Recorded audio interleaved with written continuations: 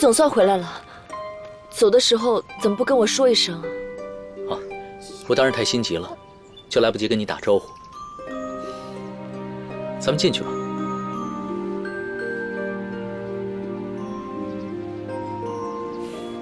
走了，可儿。走了。哦，呵呵。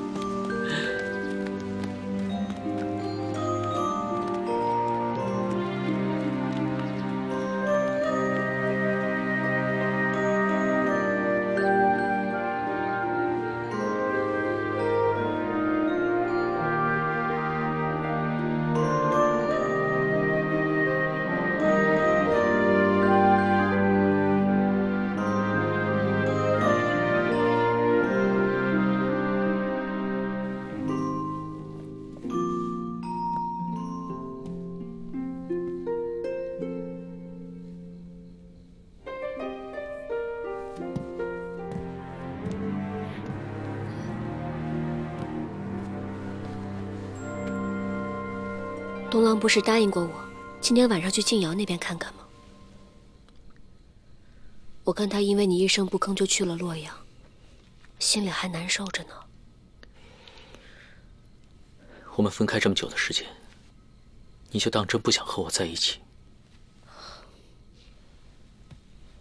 当然不是了。那你就不能像别的女人一样，投怀送抱，争个宠，撒个娇什么的？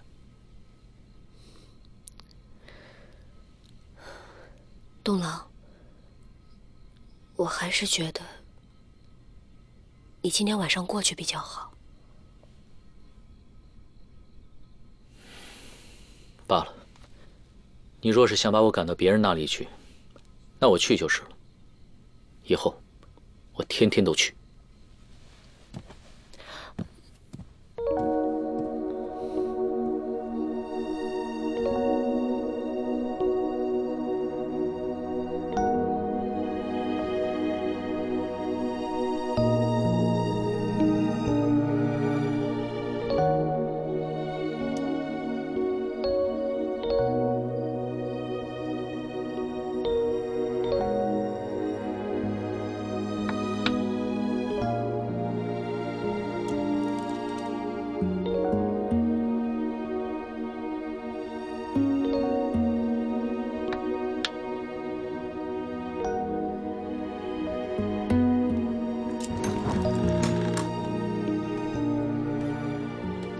殿下，静瑶，你自己一个人在下棋呢？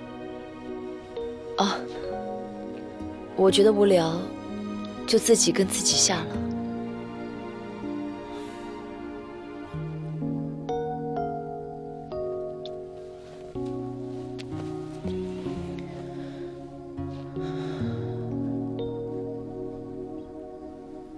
静瑶，前些日子是我忽略了你的感受，是我不对。怎么突然说起这个？该不会你是来找我赔罪的吧？算是吧。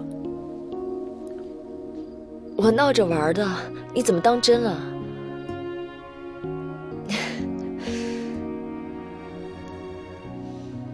哪需要你来赔罪啊？只要你多花些时间陪陪我就好了。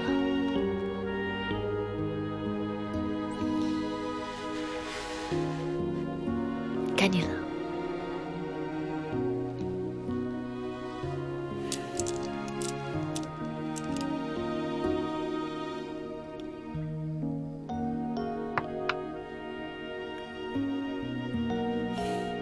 该你了。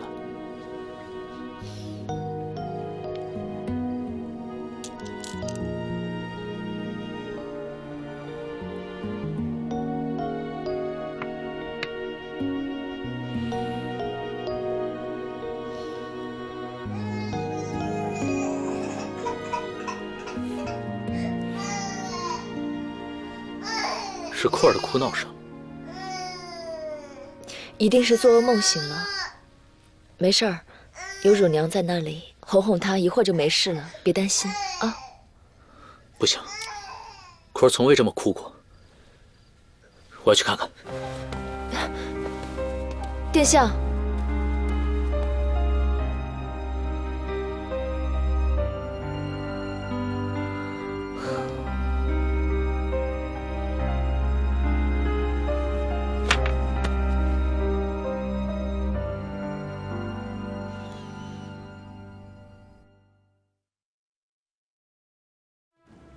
有什么颜色的鱼啊？有红色的鱼，还有什么小姐颜色呀？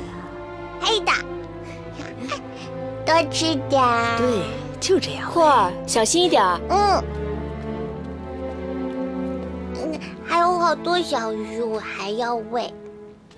你看那里有好多金色的小鱼，真漂亮，是吧？来，咱们再给它们喂点儿。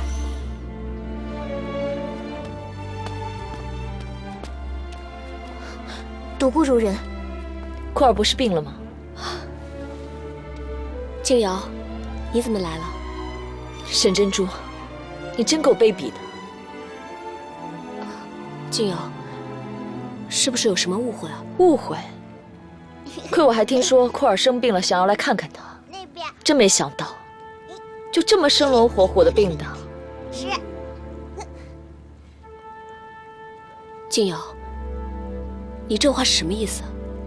我还以为你平常真的就这么大度，视我为姐妹。哼，还真是笑话。你就面上装作大度，背地里处处耍心机，牵住殿下，是不是？静瑶，事情不是你想的那个样子。昨天夜里，库儿的病来得太突然了，也是太医来了开了一剂药方，今天早上才好了一半。我也是刚刚才陪他出来玩的。你不要再惺惺作态了。你觉得我会相信吗？相信殿下刚进我房间，库儿就大哭。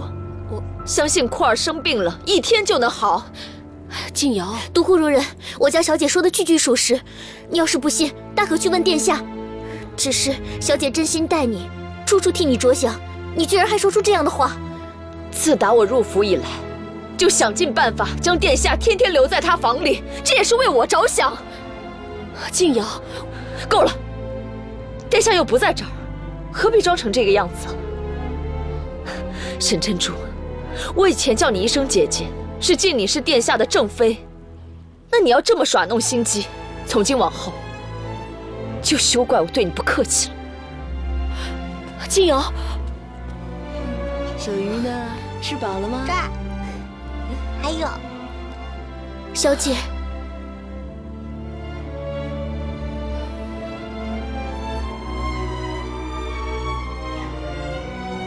我没事。慢点，慢点。对了，苏慈，我请了寺里的师傅，帮叶儿诵经超度。被库儿这病闹的，现在才想起来。你要有空的话，就去寺里，多给叶儿诵诵经。谢谢小姐。对，这边再来一点。还有那边。小鱼，多吃点儿。小鱼快来喽！呀，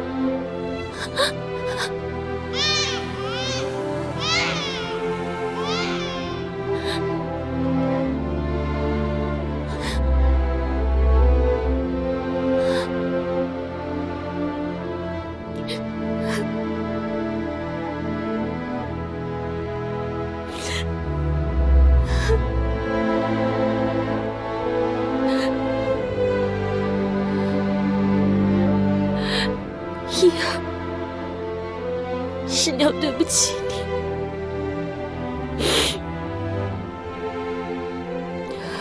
对不起。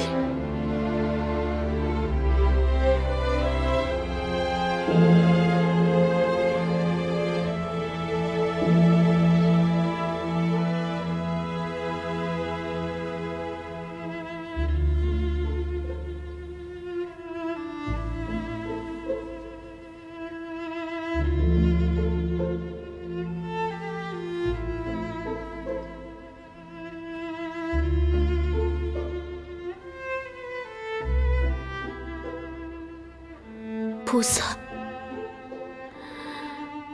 我那可怜的孩子，想必已经不在人世，请您保佑他往生极乐。今生是我对不起他，求我的孩子在天之灵可以原谅我这个娘亲。来生若有来生，我一定会好好补偿。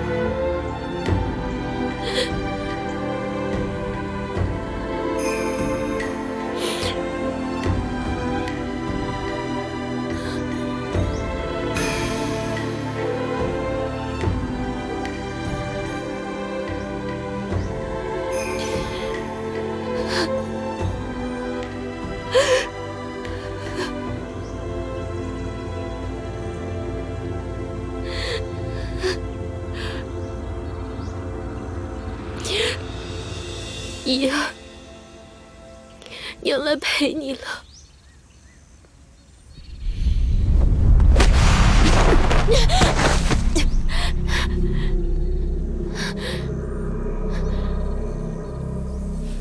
何灵仪，你这个做娘亲的还真是狠心啊！当真打算抛下自己的孩子，一个人去死？你是说我的孩子还活着？暂时是吧。至于能不能留下来，就看你抓不抓得住这个机会了。我宁愿陪着我的孩子一起去死，也不会再做出对小姐和殿下不利的事。哎呀，这么忠心的奴仆啊！看来沈珍珠平时没有白疼你。你放心好了，这一次我正随了你的心意。我不仅不会伤害沈珍珠，更会帮她除去心头大患。我只要你把这包药下在独孤静瑶的饭菜里，除掉李处身边的依仗即可。上一次你违背我的意思，我已经对你的孩子手下留情了。如果你这次再不听话，那就等着那个孩子喂狼去吧。路摆在你面前，怎么选，就看你自己了。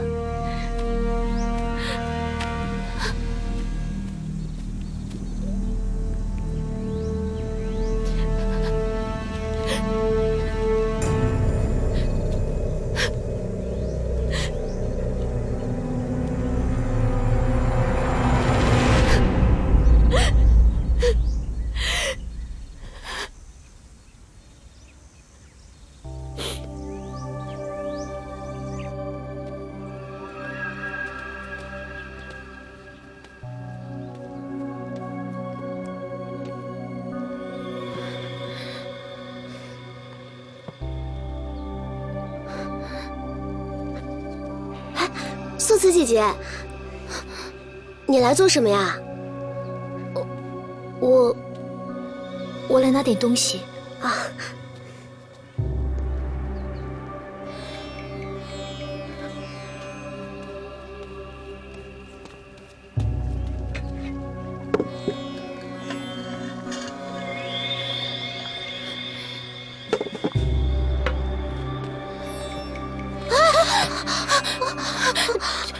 对不起，我也是不小心。这衣服弄脏了就洗不掉了，这可怎么办啊？你赶紧回去把它给换了吧。可是我火上还给独孤如人熬着粥呢，离开不得。我替你看着火。那就谢谢素瓷姐姐了，我速去速回。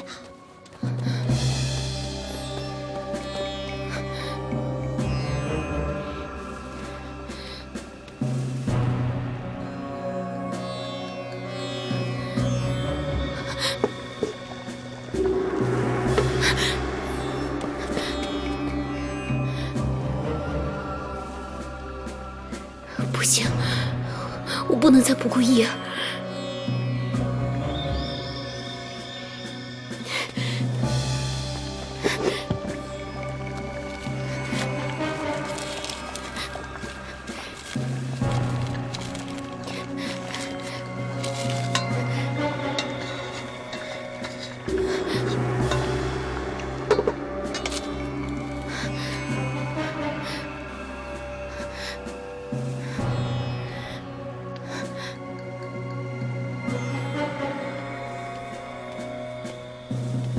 夫人，粥熬好了。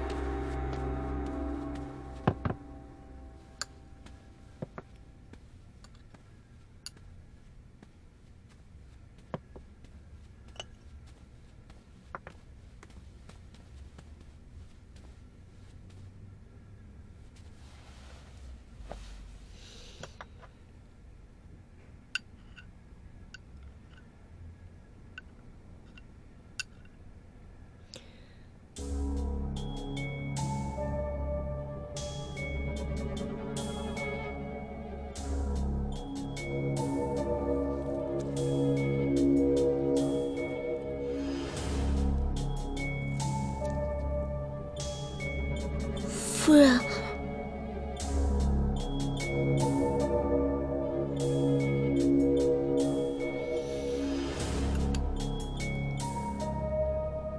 这粥是你熬的吗？是奴婢熬的。那是谁指使你下的毒？夫人饶命！奴婢绝对不敢谋害夫人。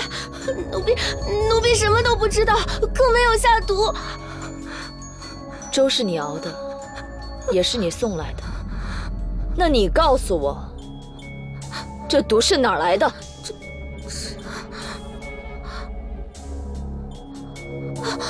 奴婢想起来了，奴婢熬粥的时候，衣服被素瓷弄脏了，所以有一小阵子，奴婢回房间换了件衣服，是让素瓷替奴婢看的火。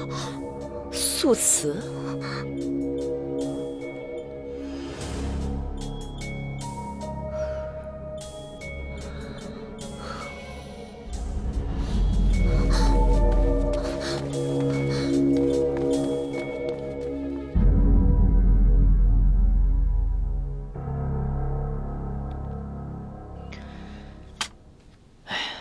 等我们库儿再大些，就让他读这上面的诗。哦，还有这些。东郎，库儿现在才多大呀？这些诗都是我小时候最喜欢的。珍珠，这个就由你来教他，一定要让我们的库儿成为一个文武全才。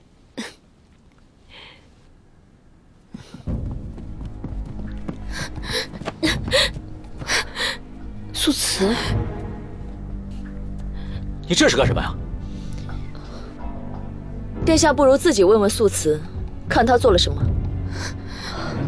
素瓷，这到底是怎么回事？快说！小姐，我究竟出了什么事啊？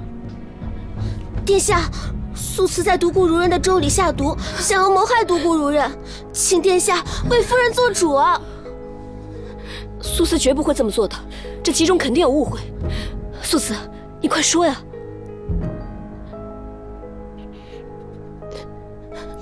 不仅如此，我已查明素慈之前曾数次暗中给张皇后通风报信。殿下，你之前屡次与张皇后交锋失利，我看都跟她脱不了干系。若只是毒害于我也就罢了，但此等背主忘义之人，实在罪不可恕。素慈，怎么回事？素慈，可有此事？殿下，小姐，素慈罪孽深重，对不起你们。求殿下赐素慈一死，你们的恩情，素慈来生再报。素慈，你我从小一起长大，我知道你绝不会无故如此。即便你想以死谢罪，你也必须先说清楚，这到底是为什么？你为什么要这么做？为什么要出卖我和殿下呢？别哭了，快说呀！是何灵依。你说什么？是何灵依拿着依儿的性命逼我的。依儿不是已经……依儿还活着，跟乳娘一同遗忘的，并非依儿。她被何灵依调包劫走，藏了起来。何灵依用依儿的性命威胁我，要我替皇后办事。若不听从他们的安排，他们就会杀了依儿。殿下，小姐，我是逼不得已的。殿下被诬谋逆，小姐奉旨追查雪松的下落。何灵依让我紧跟在小姐身边，说一旦找到雪松，就下毒杀了他。可我知道，雪松事关殿下、小姐的安危，所以我没有照他们说的做。那一次，我也以为我的依儿已经没了。我本已决意下去陪她了，没有想到何灵依又出现了。她说给我最后一次机会，依儿的生死就掌握在我的手上。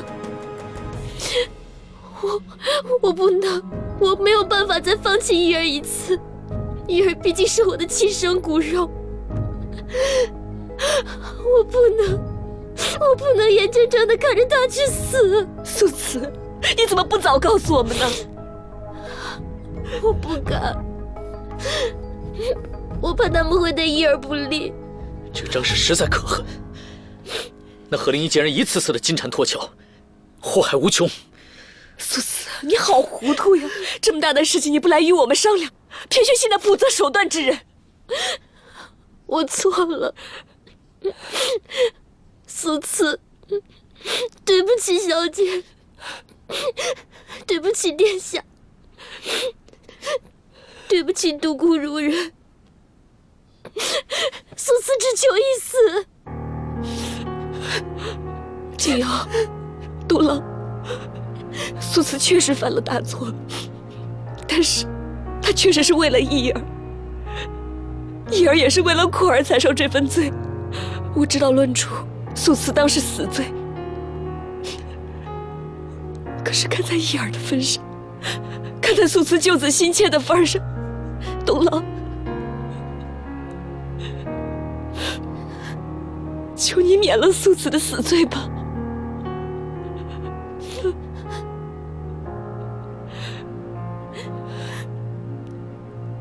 殿下，通敌叛主，岂能姑息？殿下一向军纪严明，这若是在军中，可这不是在军中。若不是我的疏忽，也不至于让人将那孩子劫走。景瑶妹妹，素慈与我情同手足，这次看在我的面子上，求你网开一面。珍珠，我知道苏慈是从小伴你长大，是唯一一个在你身边的人了。这件事情，我答应你。苏慈，本王虽免你死罪，但你活罪难逃。领杖20日，从今以后，你就留在府中做苦役吧。至于叶儿，本王会想办法救他。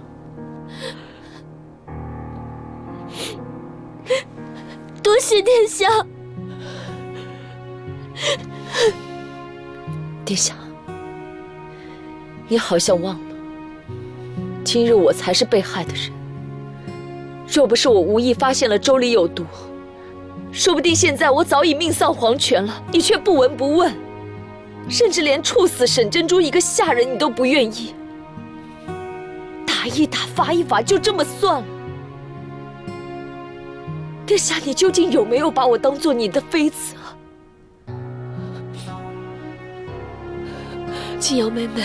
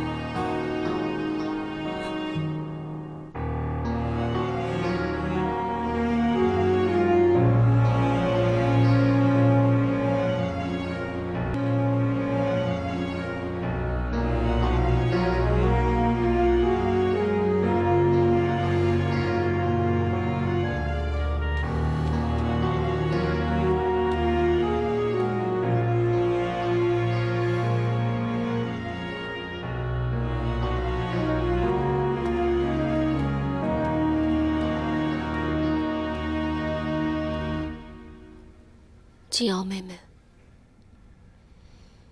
你来干什么？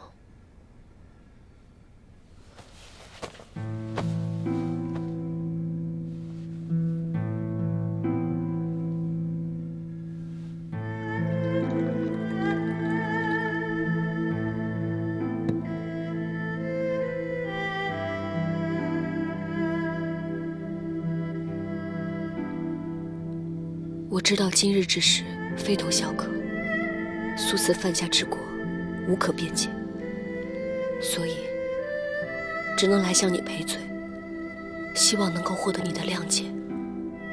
你凭什么认为我会接受你的赔罪？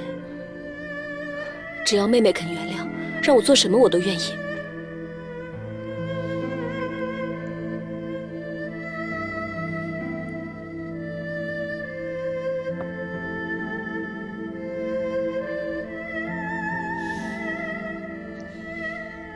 若我要你让出王妃之位呢？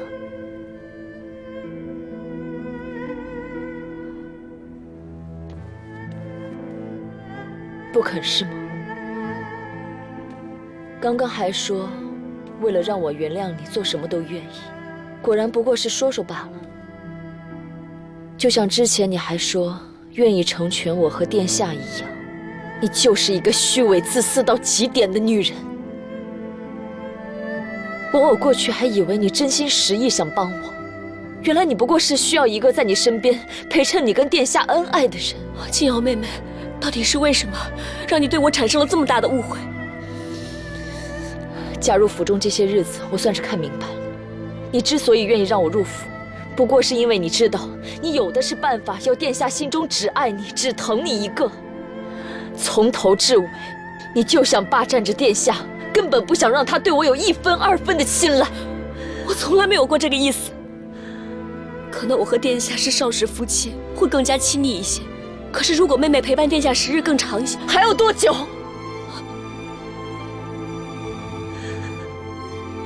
一辈子吗？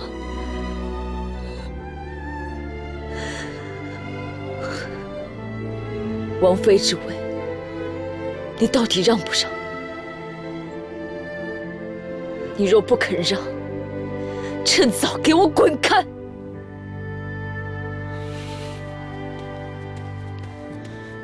静瑶，你不要太过分。珍珠，快起来！殿下，你把沈珍珠放在心尖上守着护着，你可曾想过我的感受？静瑶，我早就跟你说过，我的心中只有沈珍珠一人。过去是，现在是，将来也是。其他人我不曾想过，我根本就……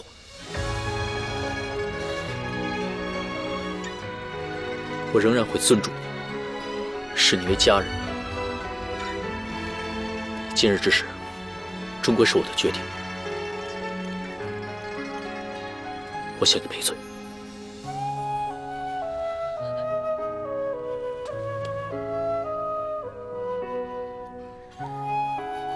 殿下言重，静瑶受不起。今日之事，静瑶不追究就是。那你好好休息吧。好了，珍珠，走吧。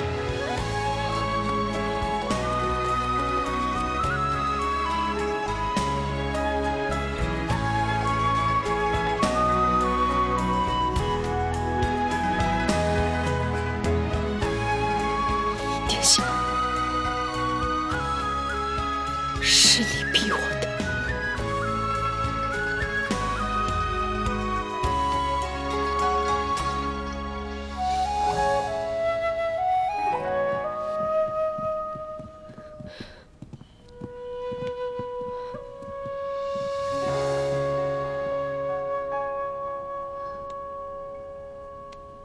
东老，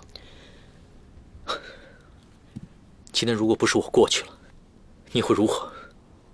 先是让出了我身边的位置，再将王妃之位也拱手让出去吗？我并不是，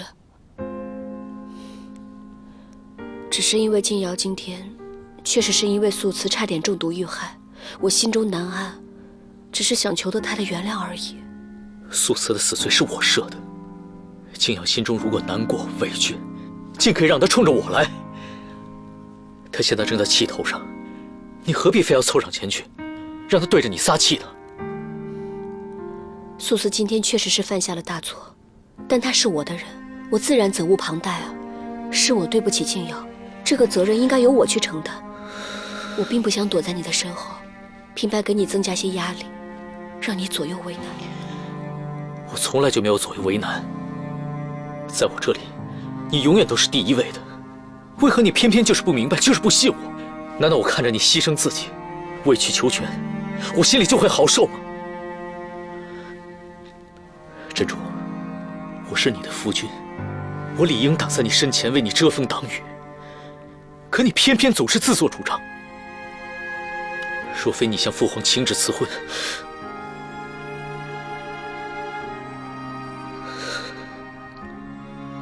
我不是在怪你。这段时间发生的事情太乱了，我们都需要一些时间来静一静。我的话，你也别放在心上。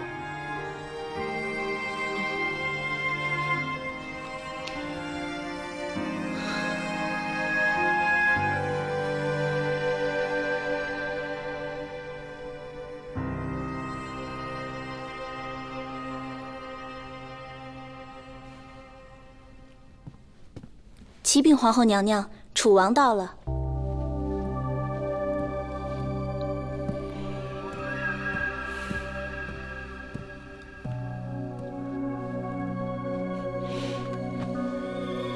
儿臣给母后请安。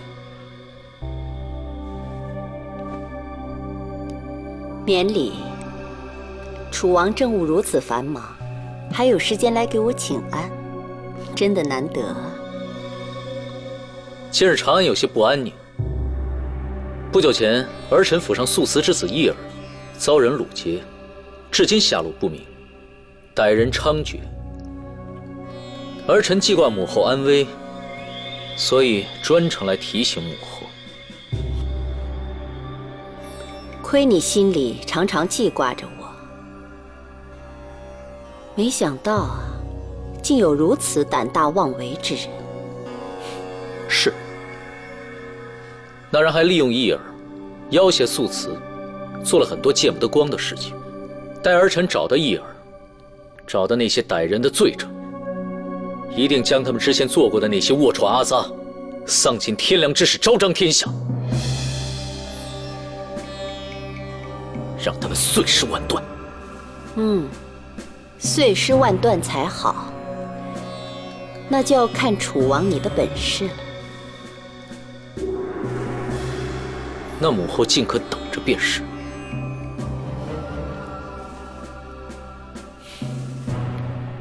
既然母后一切安好，那儿臣告退了。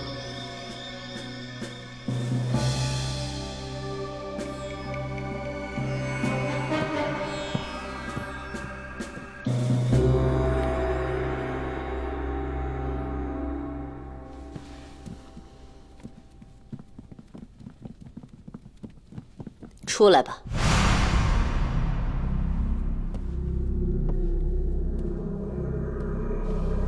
娘娘，这次你不仅没能杀了独孤静瑶，还暴露了自己。是属下疏忽了，没想到那个素瓷这么不好控制。既然他不听话，那我们就让他尝尝后果。属下这就去杀了他的孩子。杀一个孩子算什么本事？留着，留着他手里就多个筹码，早晚有一天我还用得上。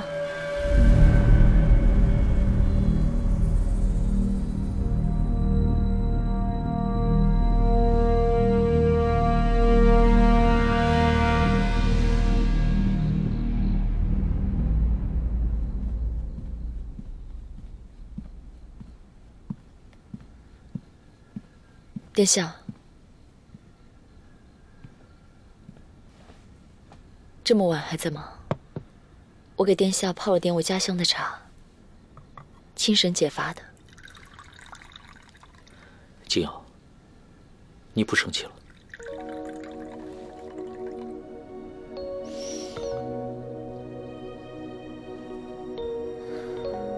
殿下，是不是根本就不知道我为什么生气？我气的是殿下你因私废公。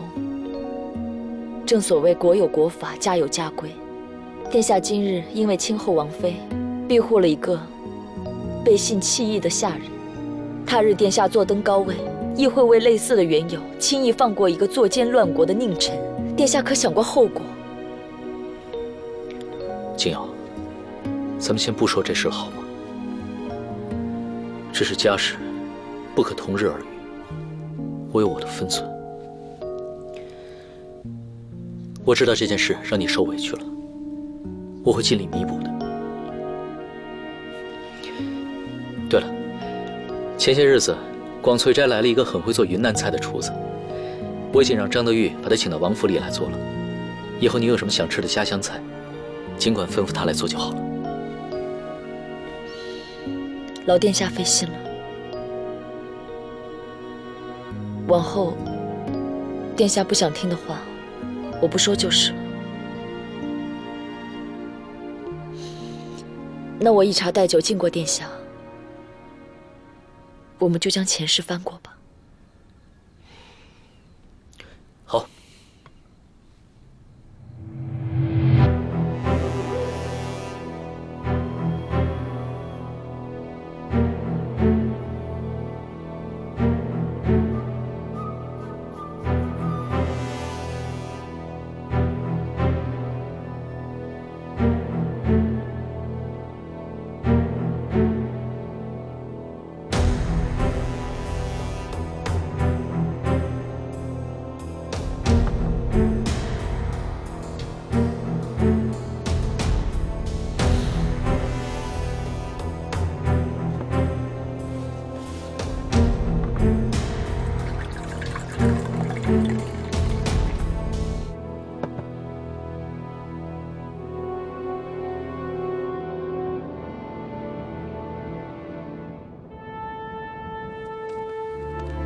殿下，属下已派人到处寻找一公子的下落，同时也派了人暗中监视着皇后那边的动静，但是到现在还没有任何线索。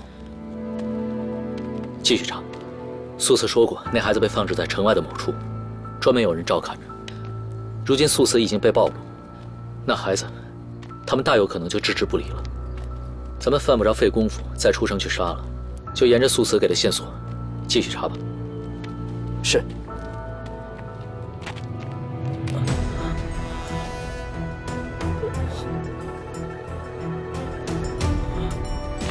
殿下，没事吧？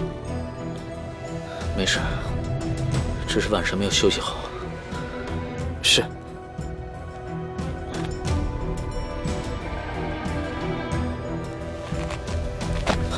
殿下，殿下，殿下，来人，快来人啊！殿下，殿下！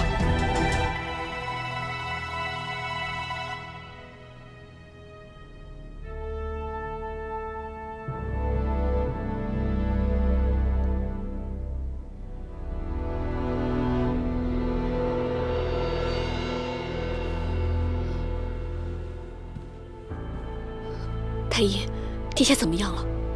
启禀娘娘，依臣看来，殿下乃旧疾复发。好几个太医都说殿下是旧疾复发，可是殿下并无大的隐症，无非是些伤病，怎么会一直呕血不止呢？是啊，臣推测先前殿下因建宁王殿下之事已大病一场，虽逐渐康复，但是却一直没有得到好好的休养。加之后来又在战场上受了伤，所以才……罢了罢了，旧疾也好，心病也罢，殿下现在这样一直昏迷着，你们赶紧想办法给殿下诊治。臣已为殿下施针，暂时稳住殿下心脉，但殿下之症，臣等还暂时没有想到有效的法子。好，那你先退下吧。卑职告退。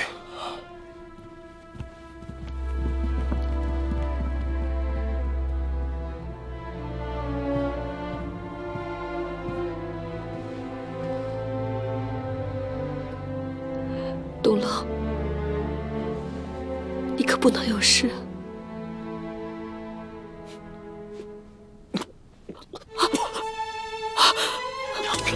东郎，东郎，你没事吧？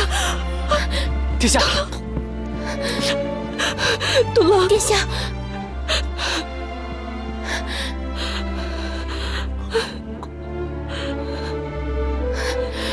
这可怎么办呢？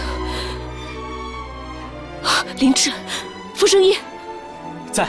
前2天灵芝给我来信，说他人正在兴元，你赶紧快马加鞭去一趟，2日就能来回，把灵芝给找回来。希望大人现在还在那个地方，快去！是。东郎，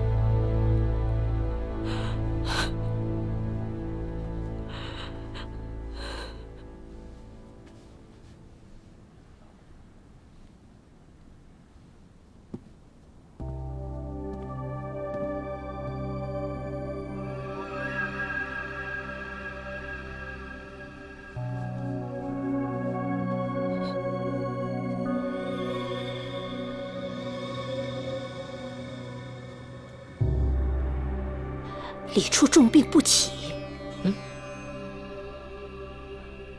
天哪，这是在帮我吗？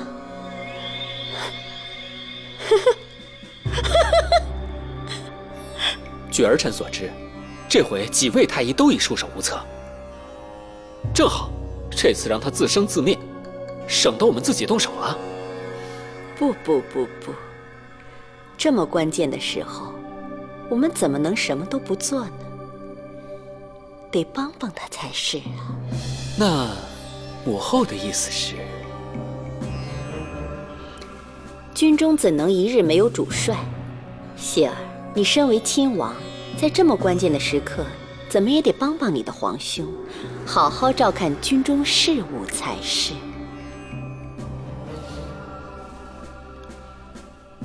母后所言极是。李处，病得好啊，病得妙。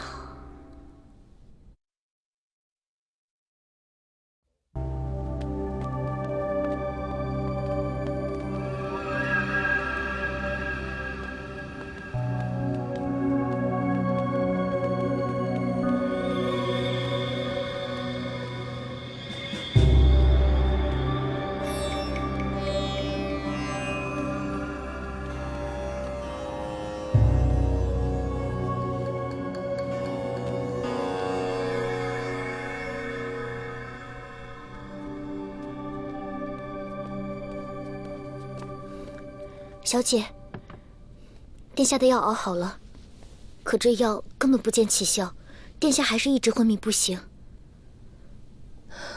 是啊，这可如何是好？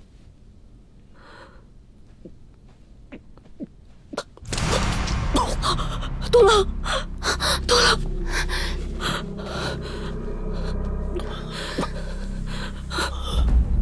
素子，快去请太医。是。东郎，哎，素子，江玉一请。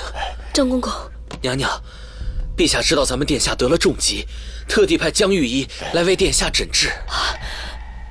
太好了，御医，有劳您快给殿下看看吧。是。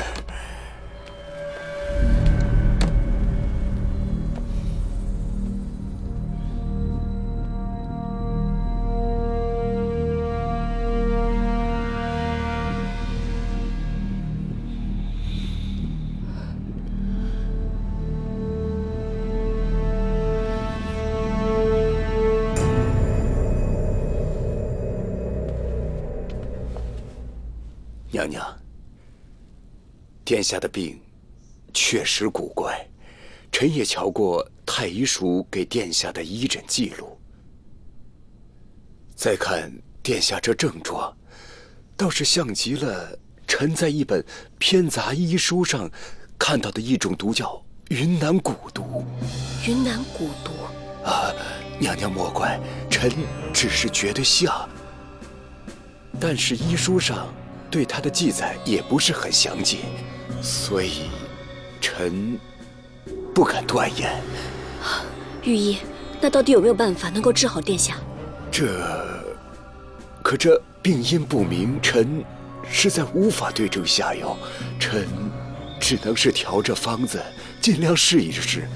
臣也回太医署再查查医书古籍，看看是否还有这云南蛊毒的记载和疗法。但是殿下这病实在是太过偏门了，王娘娘最好不要抱太大希望。云南蛊毒，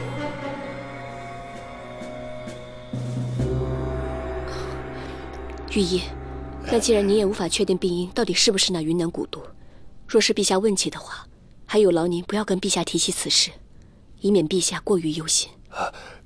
是，娘娘。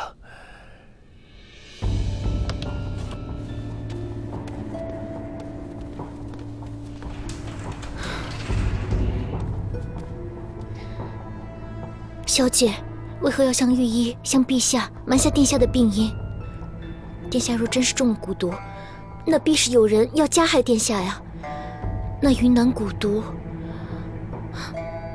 云南。素慈，你觉不觉得静瑶妹妹这几日特别不一样？对殿下有点过于不关心了。偏偏又这么巧，不得不让人多想。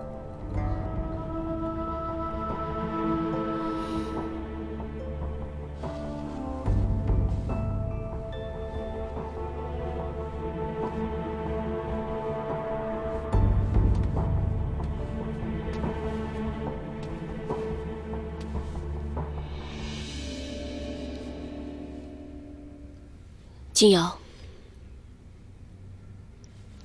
你怎么来了？你不是应该衣不解带的在照顾殿下吗？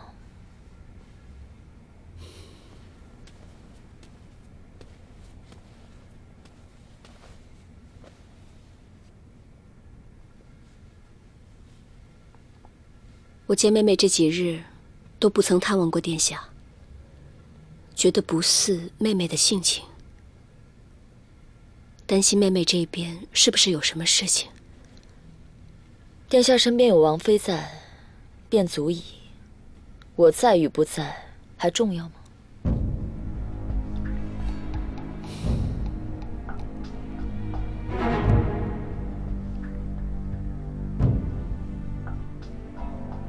静瑶妹妹，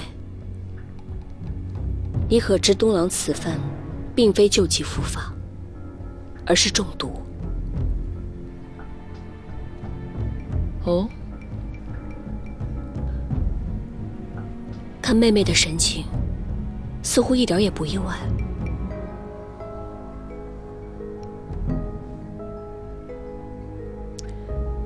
妹妹既然是从云南来，那可否听说过什么云南蛊毒吗？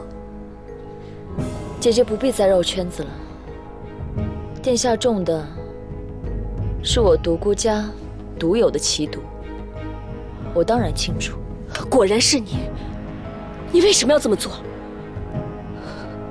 你问我为何如此，你倒不如问问我，接下来还想怎么样？这毒，当今世上也只有我才能解。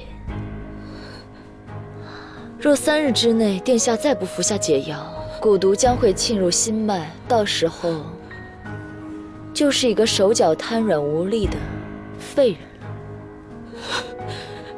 你到底想要做什么？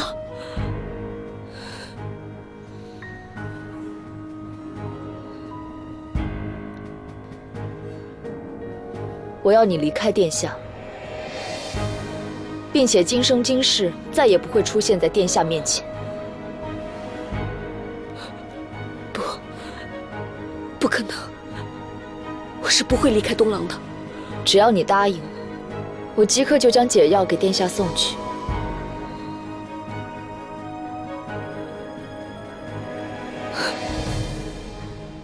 我明白了，这件事情从头到尾就是你设计好的，逼我离开，是不是？是又如何？沈珍珠，我告诉你，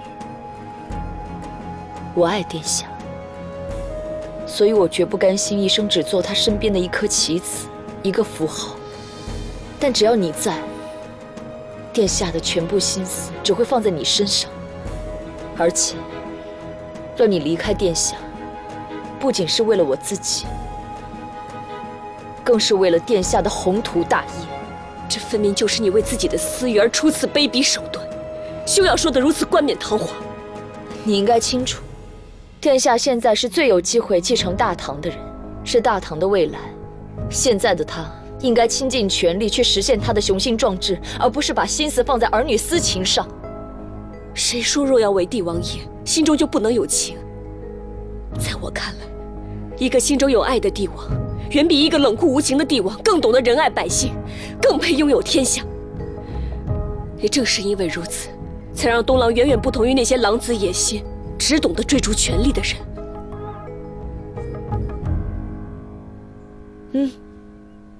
说得很有道理。殿下不是不可以爱人，但绝不能将自己所爱的女人放在江山之上。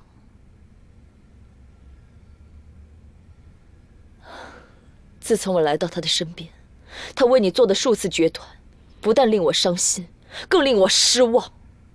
有你在，不仅无益于殿下，更是他的牵绊，他的麻烦。你只会成为别人来攻击他的软肋。只有我才是真正能够帮助殿下成就大业的女人。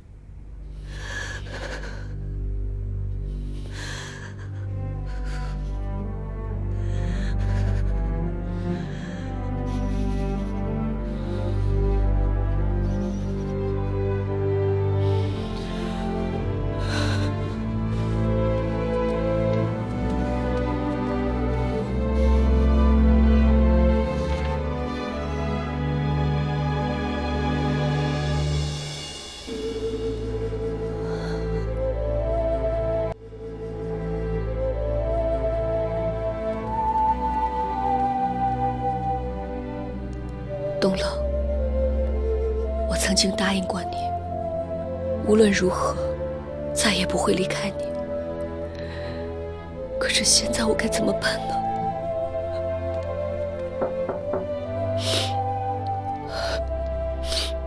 是谁？属下风声一。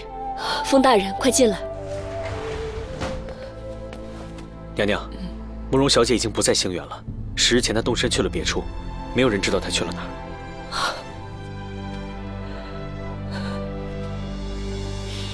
这该怎么办呢？娘娘，严大人，有话进来说。娘娘，出什么事了14名帅手中兵马与安庆绪一党重新勾结，蠢蠢欲动，欲兴兵再犯。陛下此刻御点主帅，操练兵马，即刻备战。但现在殿下重病，军中无人坐镇，赵王趁机欲夺殿下的兵营。什么？赵王现在已经带人打着替殿下调遣兵马的旗号，直冲主帅的营帐而去。赵王这样肆意妄为，那陛下呢？陛下也任由他胡来吗？陛下见人身体微恙，服过药以后就一直昏昏沉沉，皇后又一直在旁边吹风，陛下只是含糊地说了句：“只要军中安稳，一切让大家自己看着办。”陛下这模棱两可的话，既不算旨意，又不能算没有旨意，那如何能阻止赵王呢？属下党也不敢和赵王正面冲突，原本只盼着殿下能醒来，可现在我自不会让李系得逞。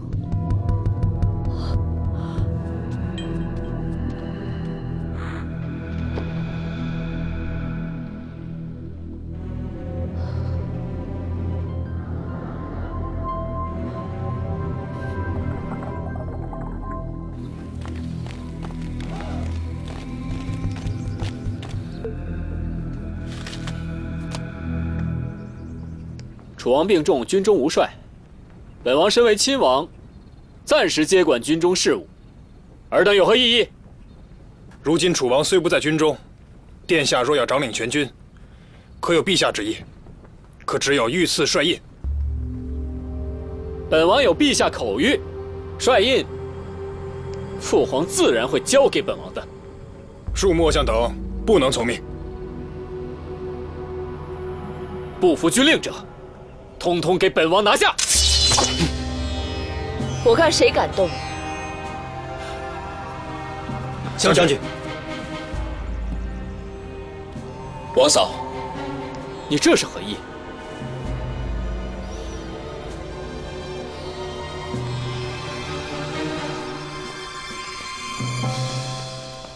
娘娘，严明，军中情况如何了？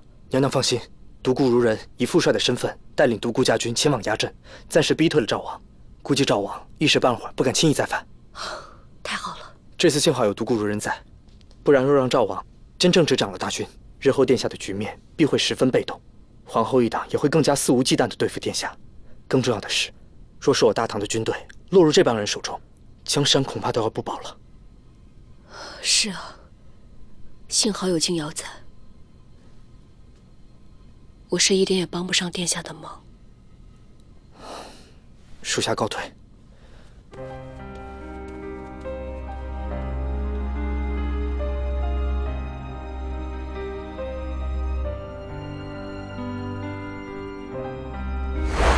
现如今，我愿代替他，成为你的左右臂，调动我独孤家所有的力量为你所用。生于帝王将相之家，又有谁能妄谈毫无利益纠葛的感情呢？就算此次殿下有惊无险，幸得脱身，往后他的王权之路一定会艰难重重，除非有一个能够真正成就他的人。若老夫都能看出独孤将军的重要性，那皇后他们又怎会不虎视眈眈呢？只有我才是真正能够帮助他成就大业的女人。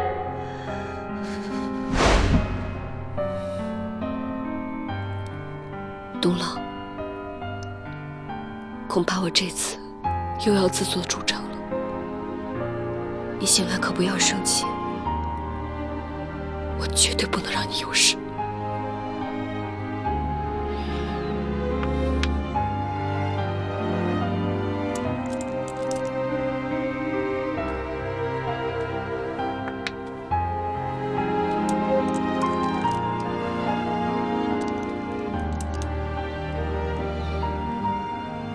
你来了，是改变主意了吗？难道你早就笃定我会来找你吗？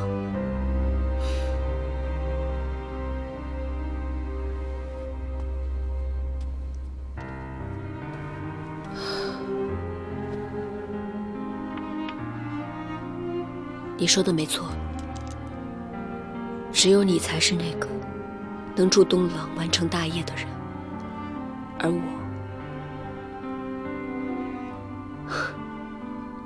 事事都无能为力。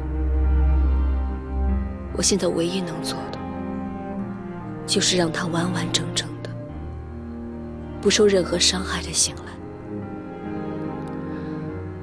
所以，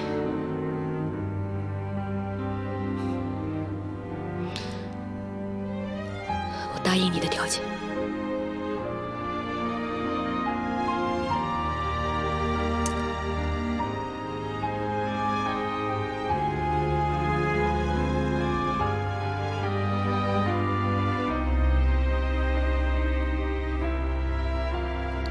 当真？殿下是大唐的未来，他不可以倒下。如今叛乱未平，余孽尚存，还有许多事情等着殿下去做。江山社稷需要他，百姓也需要他。我不能眼睁睁地这么看着江山社稷就此落入雍王奸妃之手，令大唐的基业就此毁在他们手里。我知道你对殿下情深不悔，断不会看他变成一个废人，但我却没有想到，最终你答应离开，却是因为心中还牵挂着大唐的江山社稷。于我而言，我爱东郎，无论他变成什么样子，我的心都不会变。但我知道，若东郎真的变成废人，他自己一定会无法接受，一定会痛不欲生。我是不想离开他，但我更不想看着原本心怀壮志的他，就此在痛苦中度过余生。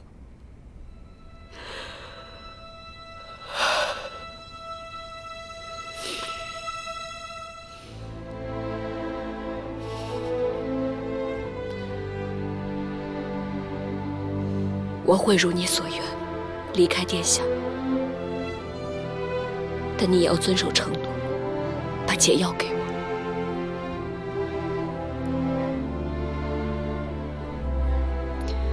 你放心，我本意也不想伤害殿下，只要你答应离开，我保证不会让殿下有事。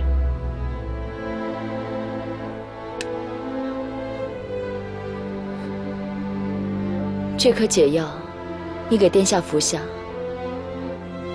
他即刻就会恢复。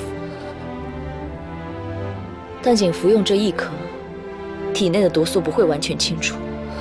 你这是什么意思啊？我只有确认你真的不会再回到王府以后，我自会给殿下服用另一颗解药。到时候，他体内毒素自然会清除。还有，你在离开之前，还必须要做一件事，主动与殿下和离。所有的一切，你不可以向殿下透露半个字。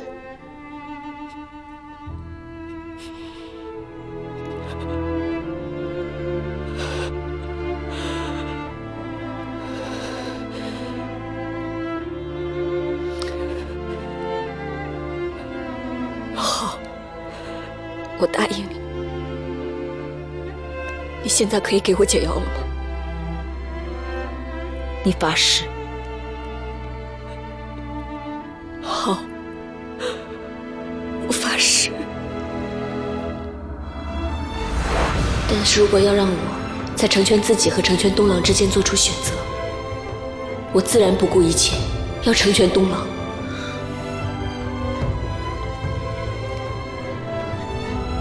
你真傻，难道你就不怕以后我真的被别的女人抢走？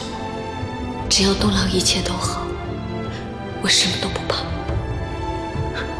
傻瓜，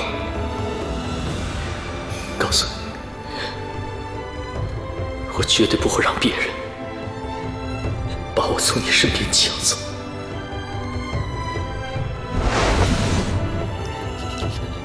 若是珍珠会主动和殿下和离，从此离开王府，永不不相欠，绝不会把此事向殿下透露半分。不够，发毒誓。你最在乎的是殿下，我要你以殿下的安危来发誓。独孤景瑶，